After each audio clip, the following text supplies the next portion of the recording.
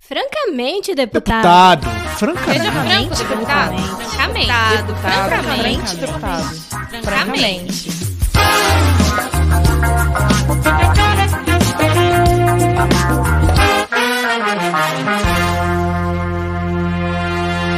Olá, aqui é o Marcelo Ramos e hoje nós voltamos aqui para mais um episódio, o 8º episódio do nosso podcast Francamente, para debater temas de interesse do Brasil e do Amazonas. E o tema dessa semana não poderia ser outro que não aquele que tomou toda a pauta da imprensa e da política na última semana e, na verdade, nos últimos tempos, que diz respeito à prisão em segunda instância. Após a decisão do Supremo Tribunal Federal, que se manifestou pela constitucionalidade do artigo 283 do Código de Processo Penal, nós vamos falar mais sobre isso durante o podcast, que teve como consequência a soltura do presidente Lula. Esse tema da prisão em segunda instância tomou conta da pauta política do nosso país, provocando acirrados debates, muitas vezes debates incoerentes com o respeito dos princípios básicos da nossa Constituição e, por outro lado, debates algumas vezes incoerentes também no sentido de ignorar que alguma coisa precisa ser feita para combater a impunidade, para combater a injustiça. Então, começamos assim o nosso 8º podcast, francamente, falando hoje sobre prisão em segunda instância.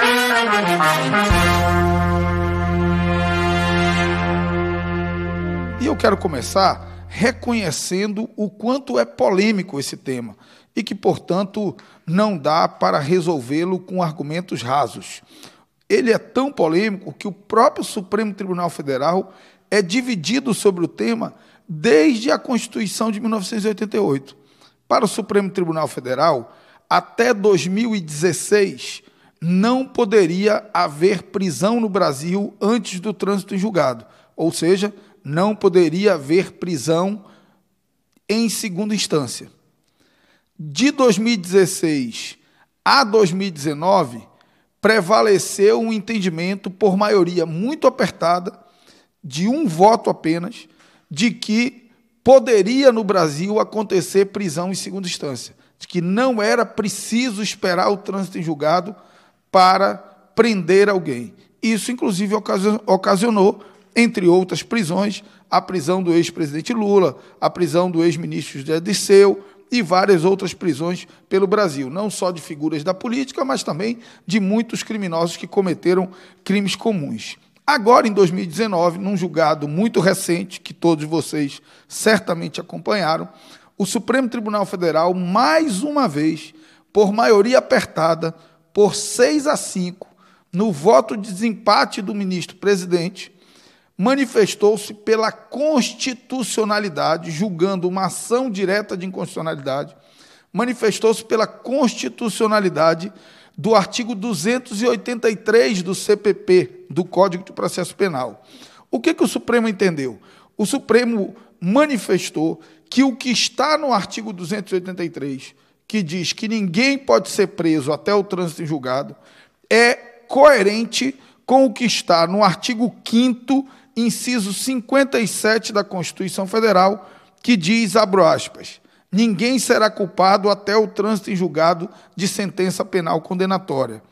O Supremo Tribunal Federal, no julgamento dessa ação declaratória de constitucionalidade, reconheceu a constitucionalidade do artigo 283 e, como efeito prático, manifestou o entendimento de que não pode haver prisão antes do julgamento por ele, Supremo, do último recurso da matéria. Isso teve como efeito a soltura de uma série de condenados em segunda instância, entre eles o presidente Lula.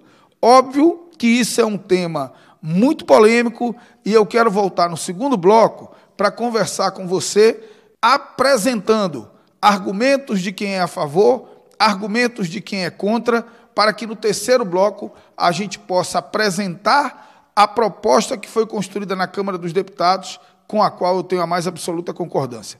Voltamos já com o nosso Francamente.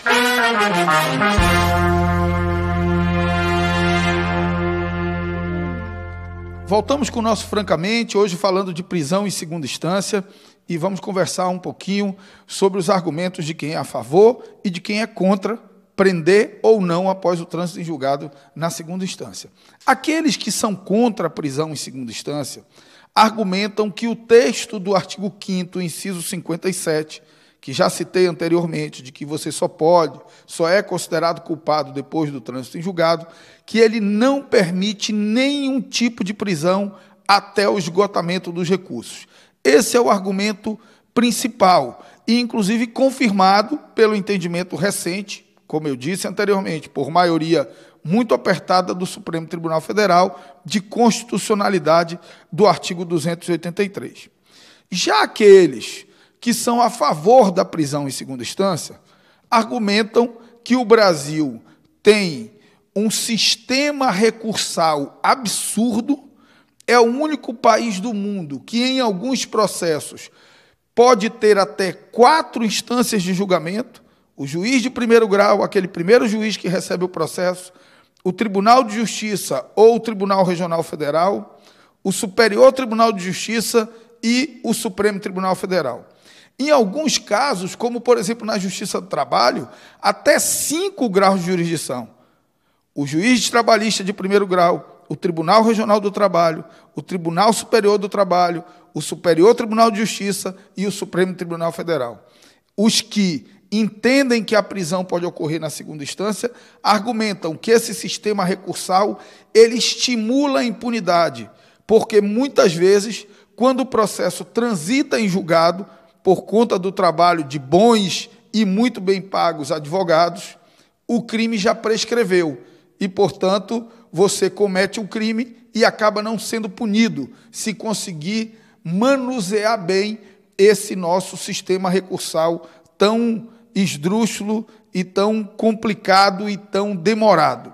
Quero dizer aqui que concordo com o argumento dos dois. É verdade que pelo nosso sistema não pode haver prisão antes do trânsito em julgado, e é verdade também que pelo nosso sistema os mecanismos recursais intermináveis permitem muitas vezes no processo penal que a prescrição chegue antes da execução da pena de prisão, e no processo civil ou trabalhista também permitem muitas vezes que a morte do cidadão chegue antes da capacidade dele de realizar aquele crédito. Então, nós temos um problema recursal que faz os processos serem absurdamente lentos. Para confirmar essa tese que entende que o nosso sistema recursal estimula a impunidade, eu quero citar 2 casos muito simbólicos e muito famosos em relação a isso. O primeiro, do ex-senador Luiz Estevão, que foi senador pelo Distrito Federal. Ele foi condenado em 1992 por desviar 169 milhões de reais e manuseou recursos, 30 recursos, que permitiram que ele só fosse preso 24 anos depois da condenação. Ou seja, ele foi condenado em 1992 e só foi preso em 2016. E nesse caso dele, como a pena era muito alta, não houve prescrição, mas normalmente um processo como esse estaria prescrito e ele não cumpriria nem um dia de prisão. Dito isso, parece-me claro que nós precisávamos encontrar um caminho com diálogo, com sabedoria jurídica, com capacidade de respeitar os direitos e garantias individuais e as cláusulas pétreas da Constituição, mas que oferecesse alguma resposta para a sociedade no que diz respeito à agilidade dos processos judiciais no Brasil, ao combate à impunidade e ao combate à injustiça. E foi dentro disso, partindo da premissa de que o Brasil precisa respeitar a cláusula pétrea do artigo 5º, inciso 57 da Constituição Federal, por um lado, mas precisa, por outro lado, construir alguma resposta para a sociedade, para que os processos sejam mais céleres, foi que nós trabalhamos na proposta de emenda constitucional número 199, que é o tema do nosso terceiro e último bloco desse podcast. Voltamos já.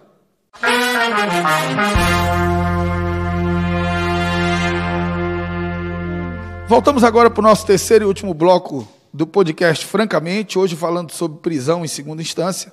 E eu quero, para fundamentar a proposta que defendo e que defendi com o meu voto na Comissão de Constituição e Justiça da Câmara dos Deputados, eu quero partir de 3 premissas, de 3 princípios inafastáveis para a minha tomada de decisão. A primeira delas, não é possível medidas restritivas a direitos e garantias individuais previstas no artigo 5º da Constituição Federal. O artigo 5º da Constituição Federal, ele é intocável. Hoje, nós relativizamos a presunção de inocência, amanhã o habeas corpus, amanhã a liberdade de expressão, amanhã a liberdade de imprensa, e nós vamos caminhando para a barbárie. Nós não podemos permitir, e não permitimos com a nossa atuação na CCJ, nenhuma relativização de direitos e garantias individuais previstos no artigo 5º. O artigo 5º é intocável, e foi a nossa resistência que permitiu que a Comissão de Constituição e Justiça manifestasse pela inadmissibilidade, por inconstitucionalidade da PEC 410, que alterava o artigo 5º. Essa é a primeira premissa. A segunda premissa é que eu sou daqueles que reconheço que nós temos um sistema processual, recursal, que estimula a impunidade e a injustiça, que estimula recursos protelatórios, que estimula um verdadeiro achincalhe da justiça de quem sabe que cometeu o crime e utiliza de recursos para não cumprir a pena decorrente desse crime. Então, a segunda premissa é a necessidade de dar uma resposta à sociedade.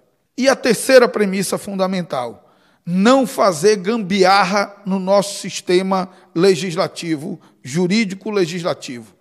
Não aprovar leis seletivas, direcionadas para algumas pessoas, contaminadas pelo calor do momento, mas aprovar leis que criem um sistema simétrico, um sistema coerente. E a PEC 199, que foi resgatada por mim de uma proposta feita pelo ex-ministro César Peluso, ex-ministro do Supremo Tribunal Federal, e registre-se, essa proposta foi apresentada em 2011. Não tinha lava-jato, não tinha prisão de Lula, não tinha mensalão, não tinha nada. O que deixa claro que é uma proposta que não tem nenhuma contaminação de período eleitoral, de disputas políticas, de disputas ideológicas. É uma proposta com o único objetivo de resolver o problema da lentidão do sistema processual brasileiro. A PEC 199, ela preserva o artigo 5º e altera os artigos 102 e 105 da Constituição Federal. Para fazer o quê? Para acabar com o recurso especial, que é o recurso feito para o STJ, quando a decisão de segunda instância contraria a lei federal, e extingue o recurso extraordinário, que é o recurso dirigido para o STF, quando a decisão contraria algum dispositivo da Constituição. A PEC 199, ela extingue esses 2 recursos e transforma-os em ações revisionais autônomas. O que significa isso na prática, para você que está acompanhando o podcast e que não é da área do direito? Significa, na prática, que nós vamos transferir o trânsito em julgado de todas as ações do Brasil, do Supremo Tribunal Federal, para a segunda instância, para os tribunais de justiça ou os tribunais regionais. Tudo, não só prisão. Não teria cabimento nós termos um sistema jurídico em que a prisão esgotava na segunda instância e que o Supremo Federal continuaria decidindo, como decidiu há pouco tempo, quem é o campeão brasileiro de 1987. Como é que alguém pode prender alguém antes de ir ao Supremo, mas não pode decidir judicialmente quem é o campeão brasileiro de 87 antes de ir ao Supremo? Isso seria um processo absolutamente contraditório e assimétrico. Então, ao tomar essa decisão de extinguir o recurso extraordinário e o recurso especial, nós transferimos o trânsito em julgado de todas as ações para a segunda instância. Não só das ações que têm como pena a prisão, mas também das execuções de natureza civil, das ações de natureza tributária, das ações de natureza trabalhista.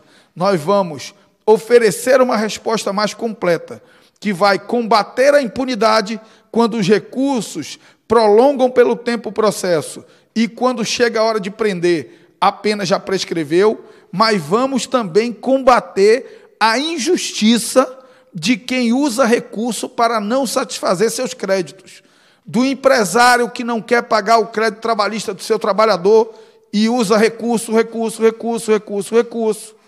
da União que não quer devolver o imposto cobrado indevidamente do empresário e utiliza recurso para não devolver até o empresário falir. Então, nós não vamos só evitar que a prescrição chegue antes da pena de prisão. Nós vamos evitar que a morte chegue antes da falência do empresário que cobra uma dívida na justiça, que a morte chegue antes da quebradeira do trabalhador que luta para receber uma rescisão trabalhista na justiça. Assim, teremos um sistema simétrico, coerente. E o Supremo Tribunal Federal voltará a ser o que nunca deveria ter deixado de ser. Voltará a ser uma corte constitucional. Hoje, o nosso Supremo está especializado em julgar casos concretos através de recurso extraordinário e dar repercussão geral como se fosse uma ação direta de inconstitucionalidade ou uma declaratória de constitucionalidade. Isso vai acabar. O Supremo vai manifestar os seus entendimentos sobre as matérias de natureza constitucional em controle abstrato de constitucionalidade, ou seja, através de ação direta de inconstitucionalidade, de ação declaratória de constitucionalidade, que não tem um conflito objetivo, não tem duas pessoas litigando, e quando julgar as ações revisionais para suspender a execução de processos transitados em julgados na segunda instância, ele vai julgar com repercussão apenas, única e exclusivamente para aquelas partes. Um sistema simétrico, um sistema coerente e que dará mais agilidade, não só ao processo criminal, mas também ao processo civil, ao processo tributário, ao processo trabalhista no nosso Brasil. Partindo da premissa de que justiça demorada é injustiça absoluta. E por isso, eu quero concluir esse nosso podcast manifestando não só o meu apoiamento, mas o meu entusiasmo ao conteúdo da PEC 199, que muda radicalmente a estrutura do sistema processual brasileiro e dará mais agilidade para os processos de prisão, é verdade, mas também para os processos de cobrança de dívida trabalhista, de dívida tributária, para divórcios, que muitas vezes vão até o Supremo Tribunal Federal também, quando são litigiosos. Nós vamos ter um sistema mais célere, com trânsito e julgado de todas as matérias na segunda instância. Esse é o objetivo da PEC 199 e é perseguindo esses objetivos que nós vamos fazer tudo para que ela tramite num tempo justo, num tempo que dê tempo de ouvir todos os agentes envolvidos, para que o Brasil tenha uma resposta contra a impunidade e contra a injustiça.